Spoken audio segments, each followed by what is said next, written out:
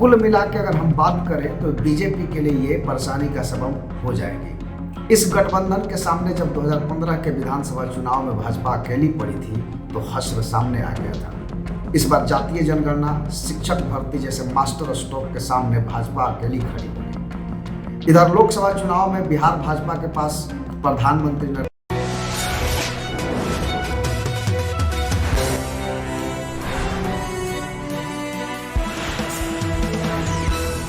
नमस्कार, मैं दीपक विशाल और आप देख रहे हैं big news 9। Janata Dal United की राष्ट्रीय कार्यकारिणी की बैठक खत्म हो चुकी है और जेडीयू के राष्ट्रीय अध्यक्ष राजीव रंजन सिंह उर्फ ललन सिंह ने अपना इस्तीफा नीतीश कुमार को सौंप दिया है। उन्होंने लोकसभा चुनाव का हवाला देते हुए अपना इस्तीफा सौंपा है। अब नीतीश कुमार जदयू की कमान संभालेंगे। यह तीसरा मौका होगा जब नीतीश कुमार पार्टी की कमान अपने हाथों में लेंगे। आपको बता दें कि बैठक से पहले जोर शोर थी कि ललन सिंह पार्टी अध्यक्ष पद से मुक्त हो जाएंगे। ललन सिंह ने भी इसका जवाब नहीं दिया और नीतीश ने भी इसका जवाब नहीं दिया। अभी कल तक या यूं कह लें कि आज सुबह तक ये तमाम खबरें चल रही थी कि क्या होगा क्या नहीं होगा, लेकिन अभी तमाम जो कहानी उसका पटाक्षेप हो चुका है। ललन सिंह ने जदयू टूट को अफवाह बताया था तो नीतीश इस बैठक को नॉर्मल बताकर आगे बढ़ गए थे, लेकिन राजनीतिक तापमान इसे नॉर्मल मानने को तैयार नहीं था। दोनों इनकार करते रहे, लेकिन भाजपा इस आग में लगातार घी डाल रही है। आइए जानते हैं कि इस तमाम प्रपंच का गणितीय समीकरण क्या होगा और हर सवाल का जवाब भी आपको मिलेगा कि क्या होना है और किस तरह की सिचुएशन बनने वाली है। सबसे पहली बात कि ललन सिंह ने कहा कि पार्टी एक रहेगी। नीतीश बोले कि सब सामान्य है। अगर यह दावा सही निकला तो क्या होगा? तो जवाब ये है कि भाजपा औंधे मुंह गिरेगी। जब यह सब कुछ अटकलें ही नहीं पूरी तरह अफवाह साबित होगा तो इस आग में घी डालना बेकार जाएगा। यह बात पूरी अफवाह है रही। 2024 के लोकसभा चुनाव के लिए इंडी का जो अलायंस में सीटों का बंटवारा होगा, जिसमें सीएम नीतीश कुमार की ही चलेगी और भाजपा के लिए नीतीश कुमार की पार्टी जदयू यानी लालू प्रसाद यादव की पार्टी राष्ट्रीय जनता दल और कांग्रेस की गठजोड़ के मुकाबला होना आसान नहीं होगा। तो कुल मिला के अगर हम बात करें तो बीजेपी के लिए ये परेशानी का सबब हो जाएगी। इस गठबंधन के सामने जब 2015 के विधानसभा चुनाव में भाजपा अकेली पड़ी थी तो हश्र सामने आ गया था। इस बार जातीय जनगणना, शिक्षक भर्ती जैसे मास्टर स्ट्रोक के सामने भाजपा अकेली खड़ी होगी। इधर लोकसभा चुनाव में बिहार भाजपा के पास प्रधानमंत्री नरेंद्र मोदी के मैजिक का ही सहारा लेना होगा। ललन सिंह ने कहा कि पार्टी एक रहेगी। अगर सिर्फ यह बात कायम रही तो बाकी जैसे भाजपा कह रही या अटकलें हैं वह सही निकला तो क्या होगा, तो इस पर भी मैं आपको बताता हूं कि इन तमाम चीज़ों का क्या अर्थ निकलता है, किस तरह की गणित बनेगी और क्या समीकरण सेट होने के और क्या मैसेज मिलना है। तो आपको बता दें कि इसके जवाब में यह है कि जदयू अध्यक्ष ललन सिंह को राजद अध्यक्ष लालू प्रसाद यादव से करीब होने के नाम पर हटाना मुख्यमंत्री नीतीश कुमार के लिए आज नहीं तो कल मुसीबत में डालेगा। दोनों दल एक साथ सरकार में हैं और दोनों के राष्ट्रीय अध्यक्षों की बातचीत को गलत ठहराना अंततः नीतीश के लिए ही हानिकारक साबित होगा।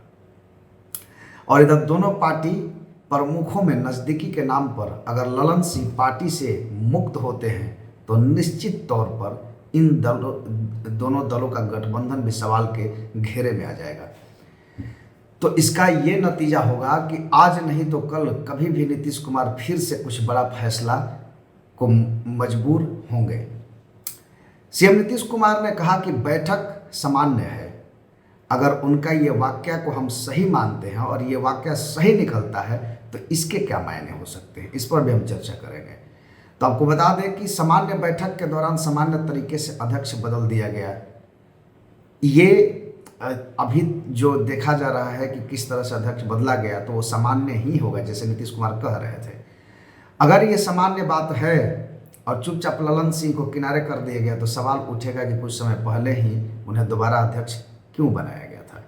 इस सवाल का जवाब तो नीतीश कुमार को इसी बैठक में देना होगा। इसके बाद अध्यक्ष के लिए 3 विकल्प होंगे। हालांकि अभी तक इस 3 विकल्पों के बारे में क्लियरेंस मिल चुका है क्योंकि नीतीश कुमार को अध्यक्ष चुन लिया गया है और ये नाम खुद ललन सिंह ने प्रस्तावित किया है। तो ललन सिंह के प्रस्तावित करने के बाद मुख्यमंत्री नीतीश कुमार ही जेडीयू के राष्ट्रीय अध्यक्ष होंगे।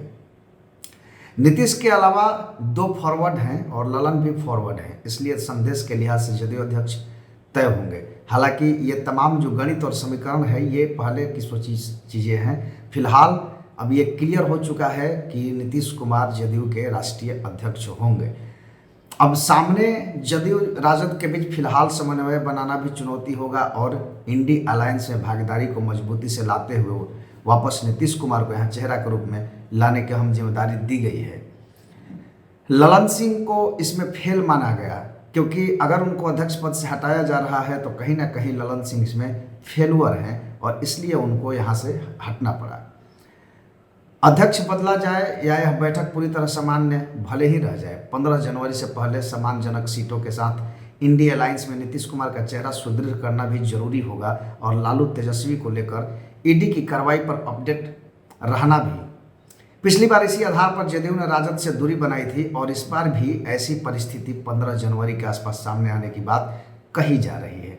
हालांकि अभी क्या होगा आगे कुछ तय नहीं है। नीतीश कुमार बैठक से बाहर आ चुके हैं और सबसे बड़ी खबर ये है कि जो इस पार्टी करने की बैठक थी उसमें ललन सिंह ने खुद अपने इस्तीफा की पेशकश की है।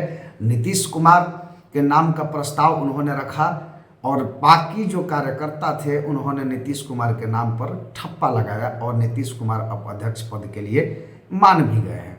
तो अब तक की ये खबर थी और क्या इम्पैक्ट पड़ना है इनके अध्यक्ष बनने से और इनकी बातों से, ये तमाम चीज़ें आगे आपको पता चलेगी।